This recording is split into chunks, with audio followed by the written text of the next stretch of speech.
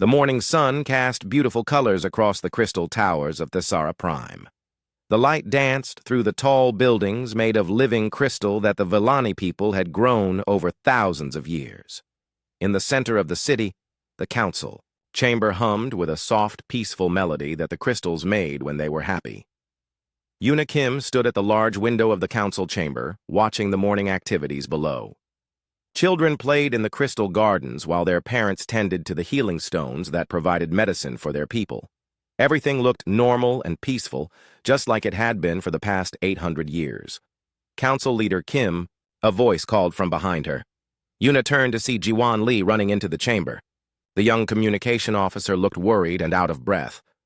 "We have received urgent messages from the outer colonies." Yuna felt her stomach drop.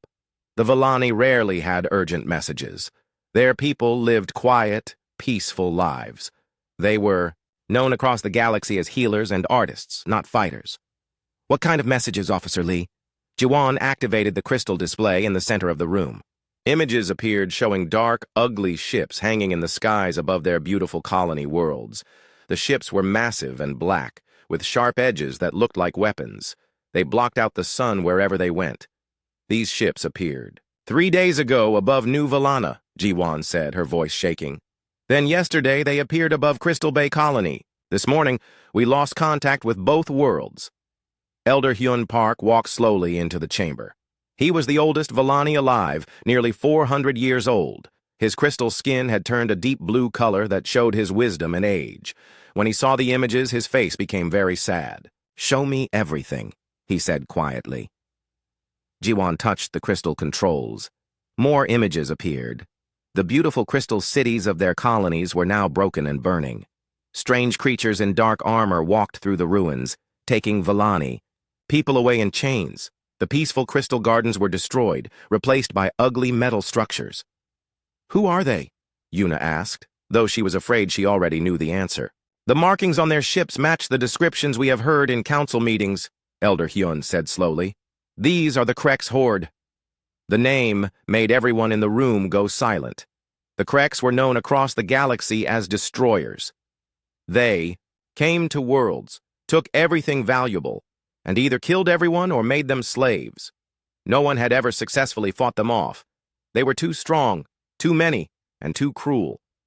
"But why would they come here?" asked Council Member Minji Seo, who had just arrived. "We have nothing they want. We are not a military threat.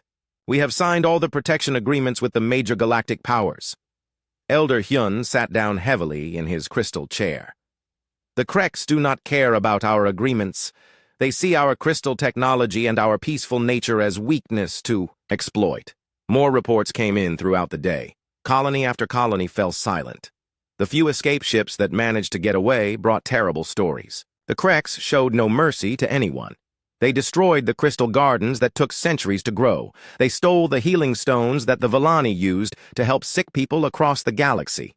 Worst of all, they captured Villani people and forced them to use their crystal-growing abilities to make weapons. By evening, only Thesara Prime and 2 other core worlds remained free. The crystal towers that had sung beautiful songs for thousands of years now made sad, worried sounds. "We must send for help," said Council Member Do-Hyun Kang. "The Galactic Protection Accords promise that member species will help each other in times of need." "I have already sent formal requests to the Zenthari Empire, the Kelon Federation, and the Rylax Consortium," Jiwan reported. "I sent them 12 hours ago." "And?" Yuna asked, though she could see from Jiwan's face that the news was not good. "The Zenthari Empire says their fleets are too far away and too busy with border disputes. The Kelon Federation is running calculations about cost and risk. The Rylax Consortium says helping us would not be profitable enough." Elder Hyun closed his eyes and was quiet for a long moment. The other council members waited. They all knew he was the wisest among them, and if anyone knew what to do, it would be him. "There is one more option," he said finally. "The emergency broadcast system." "You mean send a distress call to everyone in the galaxy?" asked Minji. "Even to species we do not know?" "Yes," Hyun nodded. "Our situation is desperate. If we do not get help soon, our people will all be dead or enslaved within days." The council voted quickly. They had no choice.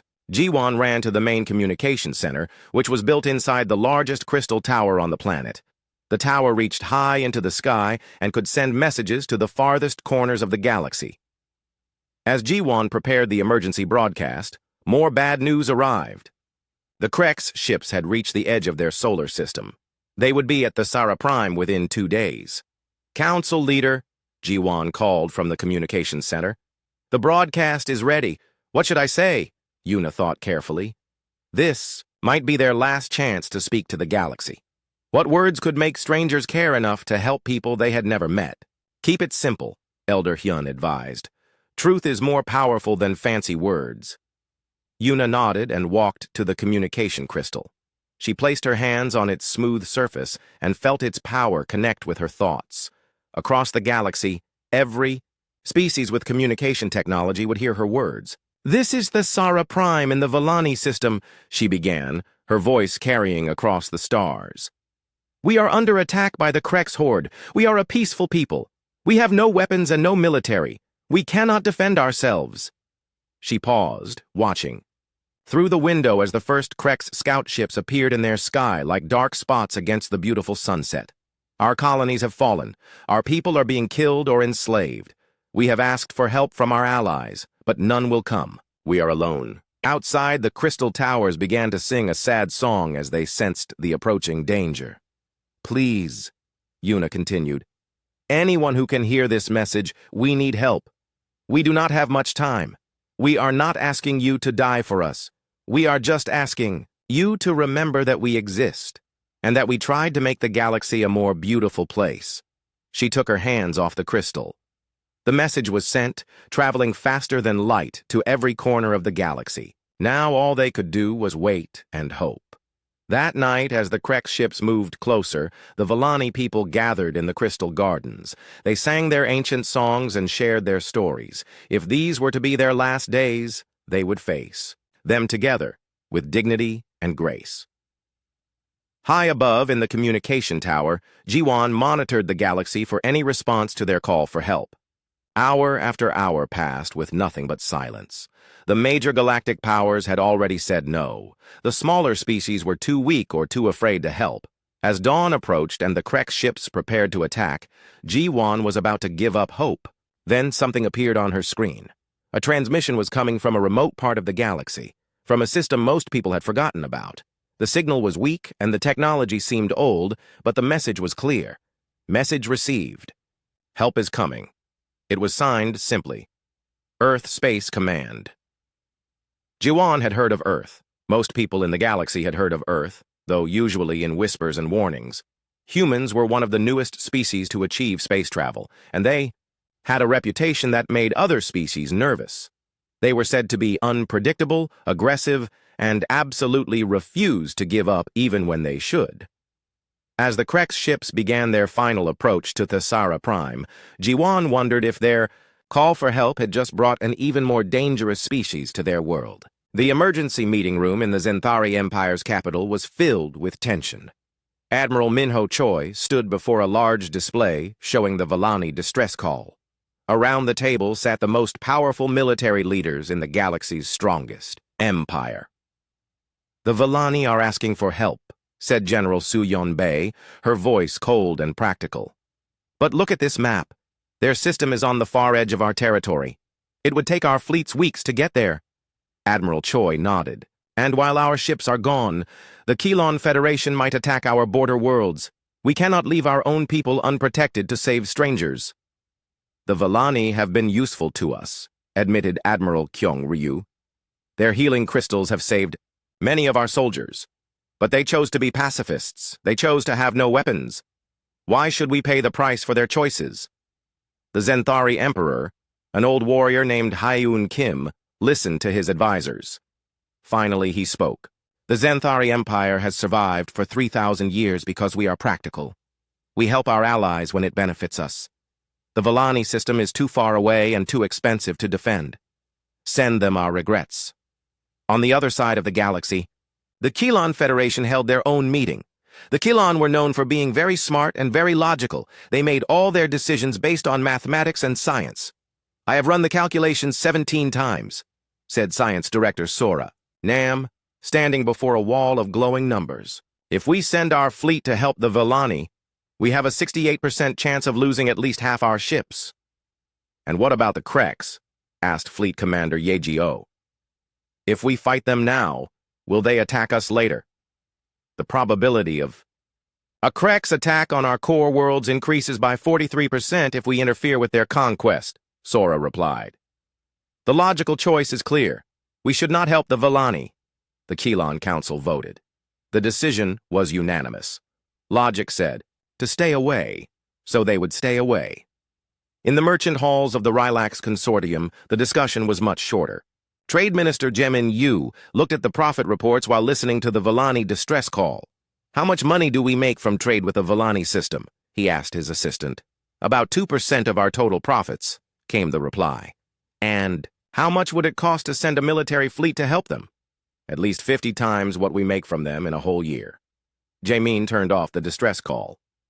Business is business. The Villani do not pay us enough to die for them. Send a message, saying we are sorry, but we cannot help. All across the galaxy, the story was the same. The big, powerful species had good reasons not to help. They were too busy, too far away, too logical, or too focused on profit. The smaller species wanted to help, but were too weak to fight the Kreks. The Villani distress call traveled through space, reaching every civilized world. Most ignored it. Some felt sorry but did nothing.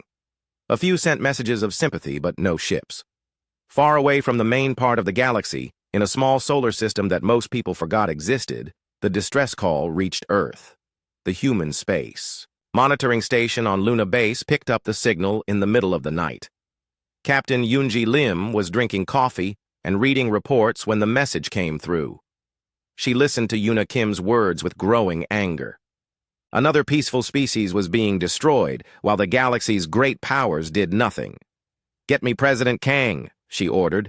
Emergency priority. 20 minutes later, President Do-hyun Kang was awake in his office in Seoul, talking to his military advisors through video screens. They had all heard the Villani distress call. Sir, said General Tae-hyun Kim, our long-range scouts report that the Kreks horde has at least 300 ships attacking the Villani system. We have only 47 ships capable of making the journey to their space. The journey will take our ships 3 days, added Admiral Sunmi Cho. By the time we get there, the Villani might already be dead or enslaved. And if we send our entire deep space fleet, said Defense Secretary Won-ho Park, Earth will be undefended. If another species decides to attack us while our ships are gone, we could lose everything. President Kang listened to all the logical, practical reasons why they should not help. Every reason made sense. Every reason was smart. Every reason was exactly what the other galactic powers had already decided. How long have we been trying to join the galactic community? He asked. 15 years, replied Foreign Minister Na-young Lee. But the major powers still see us as too young, too aggressive, too unpredictable. They do not trust us because we do not think like they do, added General Kim. We take risks they would never take. We fight when they would surrender. We help people we do not even know. President Kang was quiet for a long moment. Outside his window, he could see the lights of Seoul, a city rebuilt from war and destruction by people who never gave up hope. You are right, he said finally. We do not think like them. When someone calls for help, we answer. That is what makes us human. Sir, General Kim said carefully, are you ordering us to send our fleet? I am ordering you to send every ship. We have, President Kang replied. Every ship, every soldier, every weapon. The Villani asked for help. We are going to help them. The room was silent.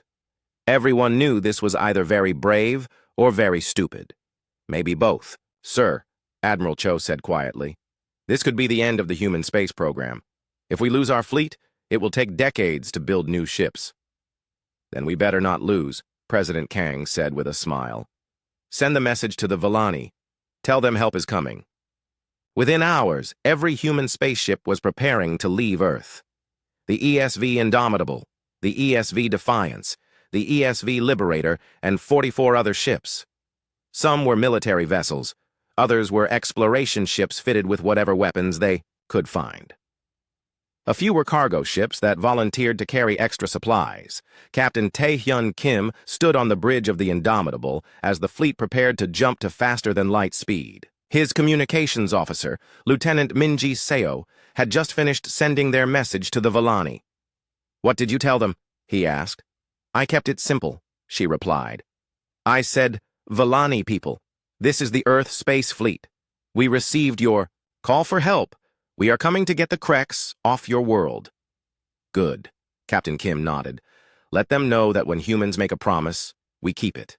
The human fleet jumped to hyperspace, racing across the galaxy toward a people they had never met, to fight an enemy that outnumbered them 7-1, for reasons that every other civilized species had decided were not good enough. Behind them, Earth was left almost defenseless. But not one human questioned the decision. When someone called for help, you answered. It was that simple. In the communications centers of the major galactic powers, technicians detected the human fleet movement. Emergency meetings were called. How could such a young, small species be so reckless? Did the humans not understand how dangerous the Kreks were? "Let them go," said the Zenthari Emperor. "When the Kreks destroy the human fleet, maybe the other young species will learn to be more careful." "Fascinating," said the Chilon science director. "The humans have a 0.3% chance of success. Yet they go anyway. We should study this behavior." "Fools and their ships are easily separated," laughed the Rylax trade minister. "When the humans are gone, we can take over their trade routes." None of them understood that the galaxy was about to change forever.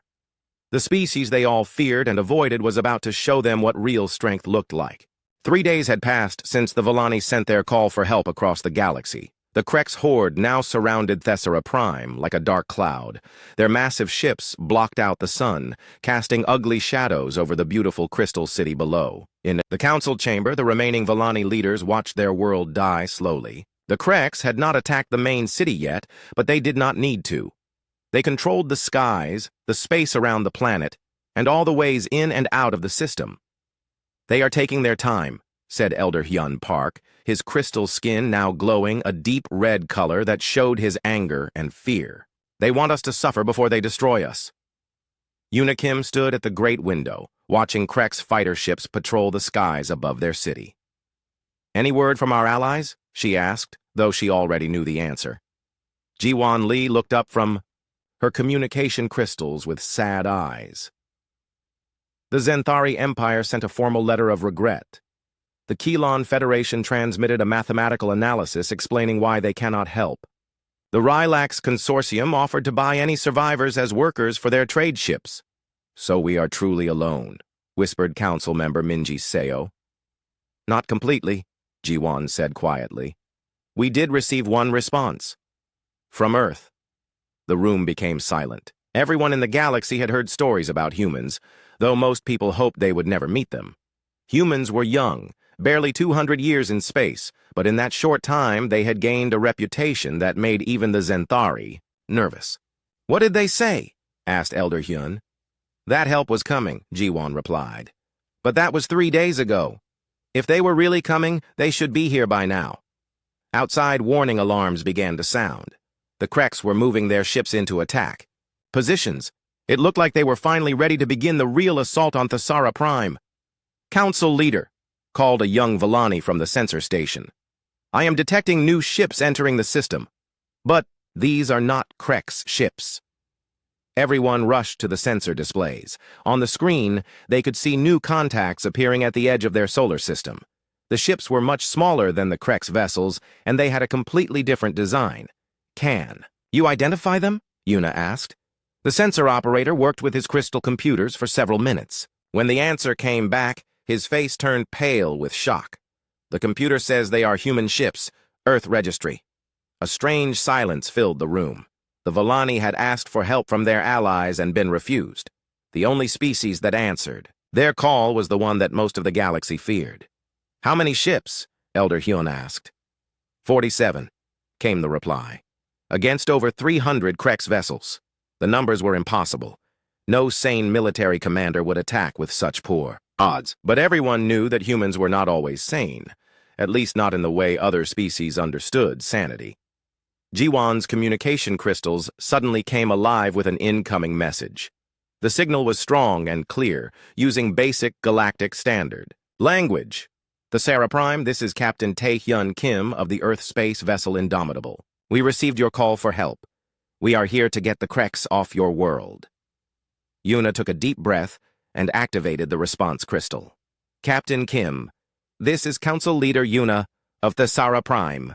We are grateful you came, but you should know that the Kreks outnumber you greatly. This may be a suicide mission.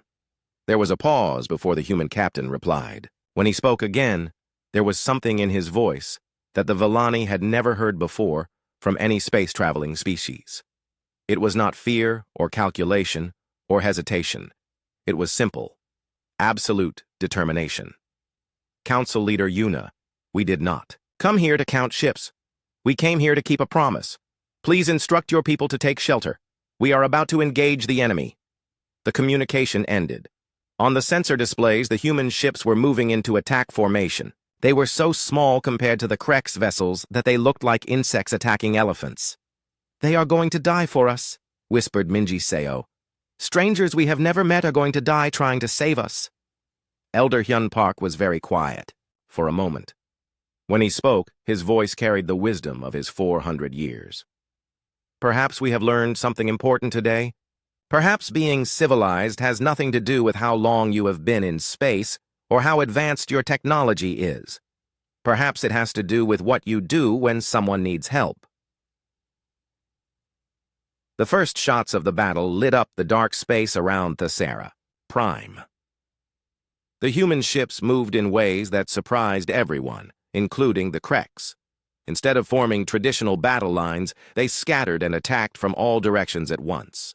The ESV Defiance dove straight toward the largest Kreks ship, firing everything it had. The ESV Liberator and 3 smaller human ships flanked a group of Kreks destroyers, hitting them with coordinated strikes.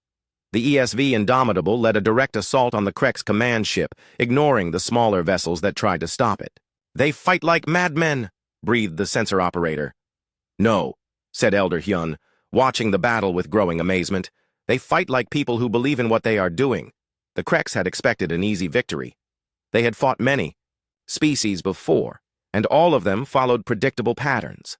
They would try to minimize their losses, retreat when things went badly, and eventually surrender when the odds became impossible.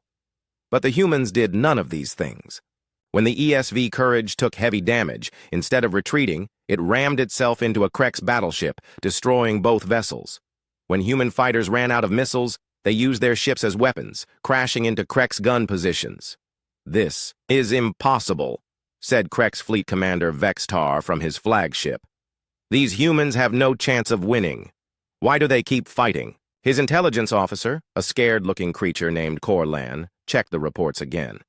Sir, our databases say that humans never surrender. Even when they are completely defeated, they keep fighting. That is illogical, Vextar growled. All species surrender when resistance becomes pointless. Not humans, sir. We have records of human military actions. They have a saying, death before dishonor. They would rather die than break their promises. For the first time in his long career of conquest, Vextar felt something he had never experienced before. Not fear of losing. The Kreks still had the advantage, but uneasiness about fighting an enemy that did not follow any logical rules. Down. On Thesara Prime, the Villani watched the battle with growing hope and horror. The humans were taking terrible losses, but they were also doing something no one thought possible. They were hurting the Kreks. 3 Kreks battleships were already destroyed. Several more were badly damaged. The human ships were like angry bees, too small to kill easily but painful when they stung.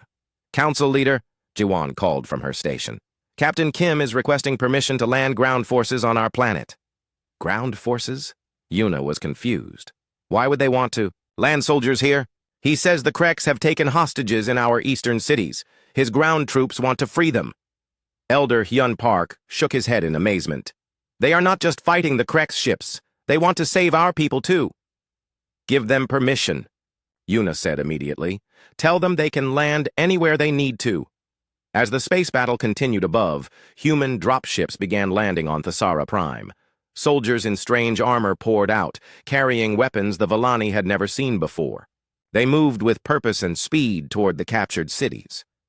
"Who are these humans?" asked Minji-seo, watching the strange warriors disappear into the crystal forests. "What kind of species travels across the galaxy to fight strangers' battles?" "The kind," said Elder Hyun Park slowly, "that we should have learned about long ago." The battle was far from over, but already the galaxy was beginning to change. Word was spreading to other systems about the humans who had done the impossible. They had answered a call for help that everyone else ignored. On distant worlds, other peaceful species who had felt abandoned by the major powers began to take notice. Perhaps there was still hope in the galaxy after all. The battle above the Sara Prime had been raging for 6 hours, and the galaxy was learning why humans were feared. It was not because they had the best weapons or the strongest ships. It was because they fought in ways that other species could not understand or predict. Fleet Admiral Sunmi Cho coordinated the human attack from the bridge of the ESV Indomitable. Around her, displays showed the positions of human and Krex ships. The numbers still looked impossible. 29 human ships remaining against over 200 Krex vessels. But the humans had already achieved something that shocked everyone watching. "Admiral," reported Communications Officer Haeun Kim, "the Krex are pulling back their outer ships. They are forming a defensive circle around their command vessel." "Admiral," Cho smiled grimly. "They are afraid. Good. When the enemy starts playing defense, they have already lost." "But Admiral," said Captain Yeji-O from the ESV Liberator, "we have lost 18 ships. Our ammunition is running low. How can we keep fighting?" "The same way humans always fight," Admiral Cho replied. "We use what we have, and when we run out, we improvise." On the planet below, Colonel Minsu Jang led his human ground forces through the crystal forests toward the captured Villani cities. His soldiers moved quietly, using the tall crystal trees for cover. They had studied the Krex for years and knew their weaknesses. "Remember," he told his troops, "the Krex expect their enemies to fight fair. They expect formal battles with clear rules. We are not going to give them what they expect." Lieutenant Na-Young Lee crouched behind a cluster of blue crystals, watching. A Krex patrol through her scope.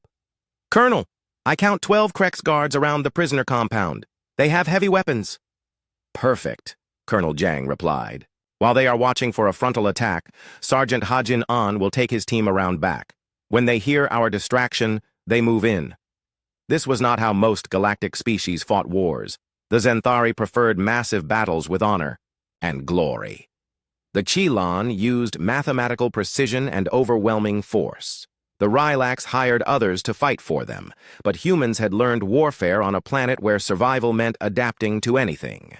They used tricks, traps, and tactics that seemed crazy to other species, but worked perfectly against enemies who expected logical, predictable opponents. Lieutenant Lee fired a single shot that disabled the Krex communication equipment. Immediately, the Krex guards turned toward her position exactly as planned. While they focused on the threat in front of them, Sergeant An's team struck from behind, freeing 300 Villani prisoners before the Krex knew what was happening. "The humans fight like ghosts," one freed Villani whispered to his rescuer, a young human medic named Jinseo Ha. "They appear and disappear. They strike where the enemy does not expect." "We fight to win," Medic Ha replied simply, treating the Villani's injuries with supplies from his pack. "And we fight to keep our promises." Back in space, the battle was teaching the galaxy another lesson about humanity. When the ESV Defiance took critical damage and began losing power, Captain Wonho Park made a decision that horrified the Krex and amazed the Villani. "All crew to escape pods," he ordered. "I am setting a collision course with the Krex flagship." "Sir," his second officer protested, "you will be killed." "Better to die saving people than live knowing I could have done more," Captain Park replied. "Tell my family I kept my promise to the Villani." The ESV Defiance, piloted by its captain alone, smashed into the largest Krex ship at full speed. The explosion lit up space like a second sun and destroyed both vessels. But Captain Park's sacrifice did more than eliminate enemy ships. It showed the Krex something they had never seen before. "These humans are insane. Krex Fleet Commander Vexitar growled from his new flagship. "They throw away their lives for strangers." "Sir," his intelligence officer Corlan said nervously, "perhaps that is exactly why they are winning." Satar stared at him. "Explain." "We fight to conquer and take wealth. When the battle becomes too costly, we retreat to fight another day. But the humans fight for something different. They fight for their promises. They cannot retreat because their honor will not let them." The Krex commander was beginning to understand why the major galactic powers were afraid of humans. It was not their technology or their numbers. It was their absolute refusal to give up, even when giving up made perfect sense. On Thesara Prime, engineer Kyung Ryu was demonstrating another human trait that amazed the Villani. While the battle raged, above and around them, his team was helping repair critical systems in the Villani cities. "Why are you fixing our power grid?" asked Villani engineer Suyeon Bae. "Should you not be fighting?" "This is fighting," Kyung replied, connecting crystal circuits with human tools. "Your people need light and heat. Our job is to make sure they have it. But you could be killed by Krex bombs while you work here." Kyung shrugged. "Then we die doing something useful. That is better than dying for nothing." The Villani engineer stared at this strange human who risked his life to fix things for people he had just met. "Your species is very different from others. We have known." "How so?" Kyung asked, genuinely curious. "Most species help others when it benefits them. You help others because it is right." Meanwhile, Sergeant Haeun Kim was showing the Krex why human engineering was so feared. When her squad ran out of proper ammunition, she had her soldiers take apart Villani mining equipment and turn it into weapons. "These crystal cutters work on the same principle as energy weapons," she explained to her troops.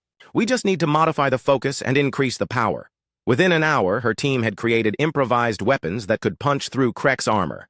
They used Villani construction tools as shields and turned farming robots into mobile defense platforms. "The humans are using our own technology against us," reported a panicked Krex ground commander. "They turn everything into weapons."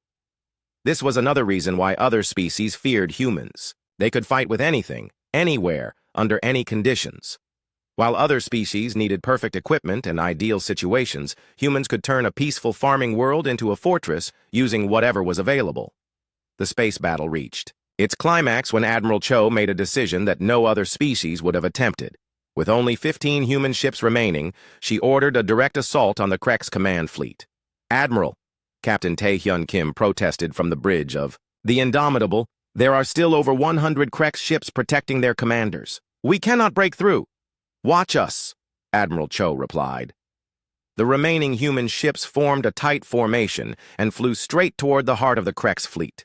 They ignored the smaller ships shooting at them and focused all their fire on the command vessels. It was suicidal, impossible, and completely human. 5 human ships were destroyed in the first minute. 3 more fell in the second minute, but the survivors kept going and their concentrated fire began to damage the Krex command ships. "They are not trying to win a traditional victory," realized Krex Commander Vextar. "They are trying to cut off our head," and that was exactly what the humans were doing. While the Krex expected a long, careful battle, the humans had decided to end it quickly by destroying the enemy leadership. It was risky, costly, and brilliant. When the human ships finally broke through and began attacking the Krex command vessels, directly something unprecedented happened. For the first time in their long history of conquest, the Krex horde began to retreat. "This is impossible," Vextar said, as his own ship took heavy damage. "We still outnumber them." "But they do not fight like numbers matter," Corlan replied. "They fight like they have already won." And in a way, they had. The Krex were used to fighting enemies who wanted to survive, but the humans wanted something more important than survival. They wanted to keep their promise to help the Villani. That made all the difference. The silence after battle was almost as shocking as the battle itself. Where once the skies above Thesara Prime had been filled with Krex warships, now there was only empty space scattered with debris. The impossible had happened. The mighty Krex horde had retreated. In the crystal towers of Thesara Prime, the Villani people emerged from their shelters to find their world still intact. The human ships hung in orbit like protective guardians, though many showed signs of terrible damage. Of the 47 human vessels that had arrived to help, only 11 remained spaceworthy. Council leader Yuna Kim stood in the main landing bay as the first human shuttle touched down. She had prepared formal speeches of gratitude, but when the shuttle door opened and she saw the humans inside, all her planned words seemed inadequate. The humans who emerged were tired, dirty, and wounded. Many wore bandages over their injuries. Their armor was scratched and dented. But when they saw the waiting Villani, they stood straight and proud. Captain Taehyun Kim was the first to step forward. His left arm was in a sling, and there was a bandage over one eye. But he smiled as he approached the Villani Council. "Council Leader Yuna," he said with a slight bow, "we promised to get the Kreks off your world." Mission accomplished, Yuna felt, tears forming in her crystal eyes, something that rarely happened to her species. "Captain Kim, your people have sacrificed so much for us. Nearly 3/4 of your fleet did what they came here to do," Captain Kim finished. "No human who died here died for nothing. They died keeping a promise to people who needed help." Elder Hyun Park stepped forward, his ancient crystal skin glowing with deep emotion. "Captain, in all my 400 years, I have never seen such courage. Your species fought an enemy that outnumbered you 7-1. You should have been destroyed." Captain Kim's smile became sad. "We were destroyed, Elder Hyun. But we won. Sometimes that is how war works." Over the following days, the Villani learned more about these strange humans who had saved them. They watched human medical teams work alongside Villani healers, sharing knowledge and techniques.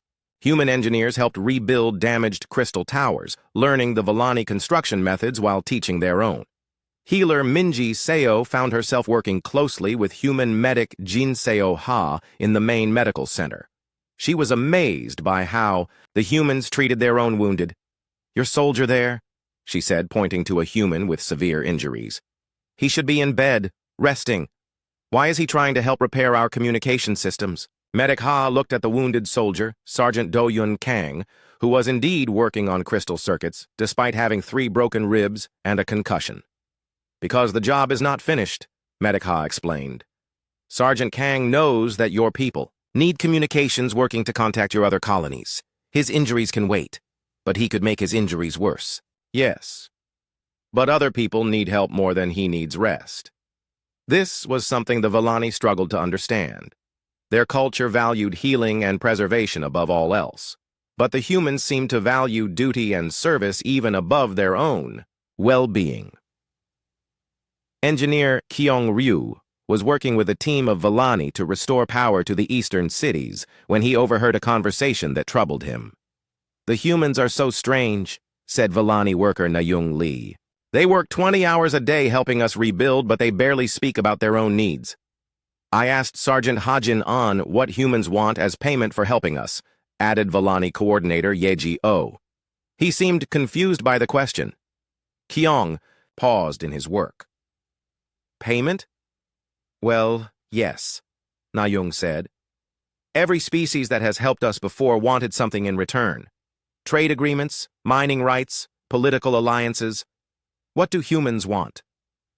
Kyung was quiet for a moment, trying to find words to explain something that seemed obvious to him, but apparently was not obvious to others. "We want you to be safe," he said finally. "We want you to be free. We want your children to grow up in a galaxy where someone answers when you call for help. But what do you gain from that?" "We gain the knowledge that we did the right thing." The Villani workers exchanged glances. This was not how galactic politics usually worked. Meanwhile, word of the human victory was spreading across the galaxy, and the reactions were mixed. In the halls of the major powers, emergency meetings were being held. "This changes everything," said Zenthari Admiral Minho Choi. "The humans defeated the Kreks horde with a tiny fleet. How is that possible?" "The humans lost 3/4 of their ships," pointed out General Suyon Bai. "By any logical measure, they suffered a devastating defeat. But they accomplished their mission," Admiral Choi replied. "The Villani are free, and the Kreks have retreated from that entire sector. The humans call that victory." "Which makes them dangerous," concluded the Zenthari Emperor. a species that considers massive losses. Acceptable as long as they achieve their goals is a species we cannot predict or control. In the Kelon Federation, the analysis was more detailed but reached similar conclusions. The human victory had a 0.3% probability according to our calculations, Science Director Sora Nam reported. Yet it happened anyway. How? Asked Fleet. Commander Yeji O. The humans fought according to principles that our mathematics cannot account for, Sora admitted. They valued abstract concepts like honor and promise-keeping above logical concerns like survival and resource conservation. That makes them irrational. No, Sora said slowly. That makes them unpredictable. And anything we cannot predict is dangerous to our ordered society. The Rylax Consortium's reaction was more practical and immediate. Send traders to the Villani system immediately, ordered Trade Minister Jemin Yu. The humans have probably bankrupted themselves saving the Villani. We can offer them loans at excellent interest rates. But when Rylax trade ships arrived at the Sara Prime, they found something they did not expect. The humans were not demanding payment from the Villani. Instead, they were giving them gifts. Human Captain Wanho Park, whose ship had been too damaged, to return to Earth, presented the Villani Council with a collection of human art, music, and literature. We want you to know who we are, he explained. Not just as warriors, but as people. These are the things we create when we are not fighting. Elder. Hyun Park examined a human painting of a sunset over a blue ocean. This is beautiful, but surely it is valuable to your people. Why give it to us? Because beauty shared is beauty doubled, Captain Park replied. And because friends give gifts to friends. The concept of friendship between species was foreign to most galactic politics. Alliances were based on mutual benefit, trade relationships were based on profit, military pacts were based on shared threats. But the humans seemed to want simple friendship, the kind where you helped each other because you cared, not because you expected something in return. This confused and worried the major powers. How could they negotiate with a species that did not seem to want anything they could offer? What do the humans really want? Asked the Zenthari Emperor. What if they really want exactly what they say they want? Suggested Admiral Choi. What if they just want to help people? The room fell silent. The idea was so foreign to galactic politics that it was almost impossible to consider. That would make them either saints or fools, the Emperor said finally. Sir, Admiral Choi said quietly, I have studied the human military records. They have never lost a war they considered important. Perhaps saints and fools are more dangerous than we thought. On Thesara Prime, the humans were preparing to return to Earth. Their remaining ships had been repaired enough for the journey home, though it would be a difficult trip. Admiral Sunmi Cho stood with Council Leader Yuna in the Crystal Gardens, watching human and Villani children play together despite not speaking the same language. Your people have given us more than our freedom, Yuna said. You have given us hope that the galaxy can be better than we thought. The galaxy was always capable of being better, Admiral Cho replied. It just needed someone to take the first step. Will we see humans again? When you need help, we will come. When we need friends, we hope you will be there. That is how friendship works. As the human ships prepared to depart, something unprecedented happened. 18 different species sent messages to Thesara Prime asking about this human alliance and whether they could join it. The galaxy was changing, and everyone could feel it. 6 months after the Battle of Thesara Prime, the galaxy was a very different place. The rescue of the Villani had become the most talked-about event in recent galactic history, and its effects were still spreading like ripples across space. On Earth, President Do-Hyun Kong stood before the rebuilt Earth Space Command headquarters. The walls were covered with messages from dozens of species across the galaxy, some asking for help, others offering friendship, and many simply expressing gratitude for showing them that things could be different. Sir, said Foreign Minister Na-Young Lee, entering his office with a stack of diplomatic communications, we have received 43 formal requests to join what other species are calling the Human Alliance. President Kang looked through the messages. They came from small, peaceful species like the Villani, but also from larger civilizations that had grown tired of the major powers' indifference to suffering. What do they think this alliance is? He asked. "A mutual defense pact based on the principle that calls for help must be answered," she replied. "They want to know if humans will protect them the way we protected the Vellani." President Kang was quiet for a moment. When humans had first entered space, they had hoped to join the existing galactic community. Instead, they were creating a new one. "Draft a response," he said finally. "Tell them that any species that commits to helping others in need is welcome to stand with humanity. But make it clear, this is not about human leadership. This is about shared values." Meanwhile, on Thesera Prime, the Vellani were discovering that their rescue had made them important in ways they never expected.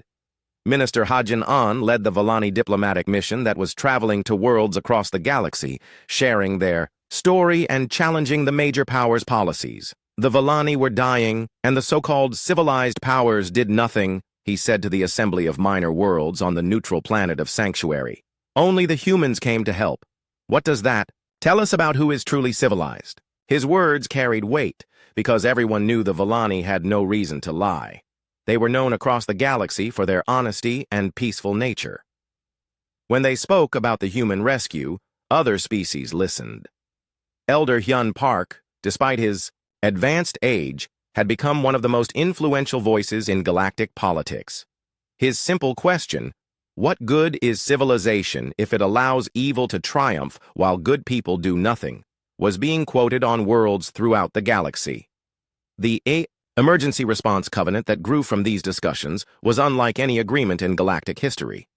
Instead of being based on trade benefits or military necessity, it was based on a simple moral principle. When someone calls for help, someone must answer. Captain Suyeon Bae commanded the first mixed-species coalition fleet.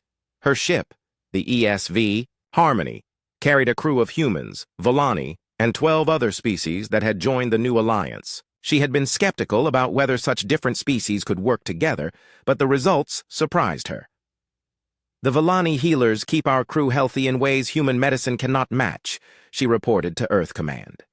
"The Kitharan engineers have improved our engine efficiency by 30%. The Malian navigators can find paths through space that our computers miss. When we combine our strengths, we are stronger than any of us could be alone." This cooperation worried the major galactic powers. For thousands of years, they had maintained control by keeping smaller species dependent and divided. But the human example was bringing these species together. "The humans are building an alliance of idealists," complained Zenthari Admiral Minho Choi. "How can we compete with that?" "We offer practical benefits," replied the Zenthari Emperor. "They offer hope. Unfortunately, hope appears to be more popular than we expected." The test of the new alliance came sooner than anyone expected. A distress call reached Earth from the Altarian system, a wealthy, technologically advanced civilization that was under attack by a mysterious enemy force. What made this situation different was that the Altarians were allies of both the Zenthari Empire and the Kilon Federation. For the first time, the major powers were sending fleets to help, but they were surprised to discover they would not be alone. Admiral Taehyun Kim commanded the coalition response fleet. As his ships approached the Altarian system, they found themselves flying alongside Zenthari battleships and Kilon destroyers. "This is Zenthari Admiral Minho Choi to Coalition Fleet," came the communication. "We were not expecting to see you here." "When someone calls for help, we answer," Admiral Kim replied simply. "That is what we do. But the Altarians are not members of your coalition. They are people in trouble. That is enough." The joint rescue operation that followed was awkward, but successful. The coalition fleet's unconventional tactics combined with the major power's superior firepower to drive off the attackers and save the Altarian homeworld. But the real victory came afterward, during the rescue operations. While the Zenthari and Kilon fleets returned to their bases after the battle, the coalition ships remained to help with reconstruction and refugee assistance. Altarian Prime Minister Kyung Ryu watched human medical teams treating wounded civilians, alongside Vellani healers and Kitharan engineers repairing critical infrastructure. "Why do they stay?" he asked Admiral Kim. "The battle is over." "The fighting is over," Admiral Kim corrected. "But people are still suffering. Our job is not finished until everyone is safe." This difference in approach was noticed throughout the galaxy. The major powers fought battles and declared victory. The coalition fought battles and then helped clean up the mess. Within a year of the Battle of Thessera Prime, the coalition had responded to 16 different crises across the galaxy.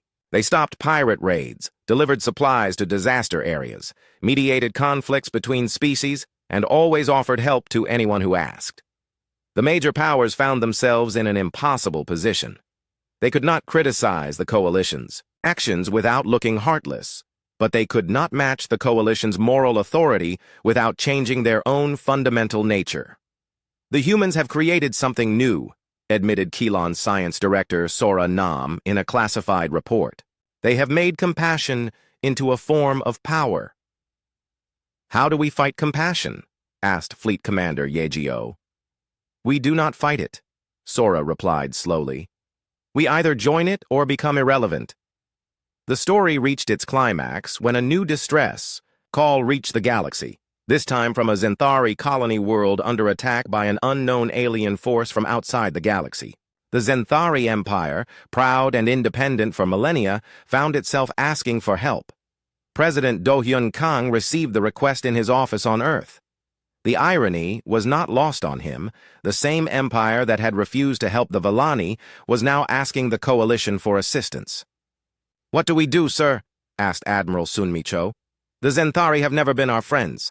President Kang looked at the star map showing the location of the threatened world. Millions of Zenthari civilians were in danger. We do what we always do, he said. We answer the call for help. The coalition fleet that arrived to help the Zenthari was the largest ever assembled. Ships from 47 different species flew under the same banner, united by the principle that all life was worth protecting.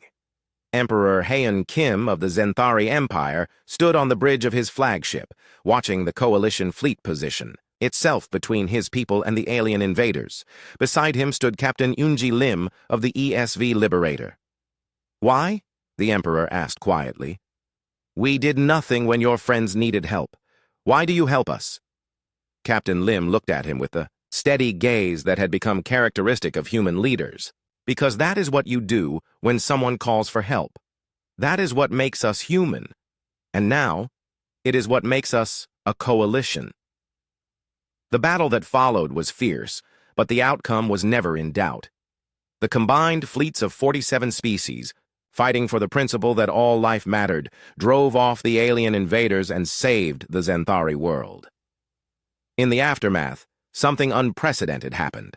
Emperor Haeun Kim formally requested that the Zenthari Empire be allowed to join the Emergency Response Covenant. We have learned, he said in his address to the galactic community, that true strength comes not from the power to destroy, but from the courage to protect. The coalition has shown us what it means to be truly civilized. The galaxy had changed. Forever. The species that everyone feared had become the species everyone trusted. The Emergency Response Covenant grew to include over 100 worlds, all united by the simple principle that when someone calls for help, someone answers. Years later, when historians wrote about this period, they called it the Great Awakening. The time when the galaxy discovered that cooperation was stronger than competition, that compassion was more powerful than conquest, and that the scariest species in the universe was often the one most worth befriending. And in the crystal towers of Thessera Prime, Villani children learned songs about the day when a call for help echoed across the stars, and the galaxy's most dreaded species came to save them. The universe had learned that sometimes being feared for your compassion was better than being respected for your indifference. And once that lesson was learned, there was no going back. In his final address as President of Earth, Do-hyun Kang said the words that would be remembered for generations. We did not set out to change the galaxy. We just set out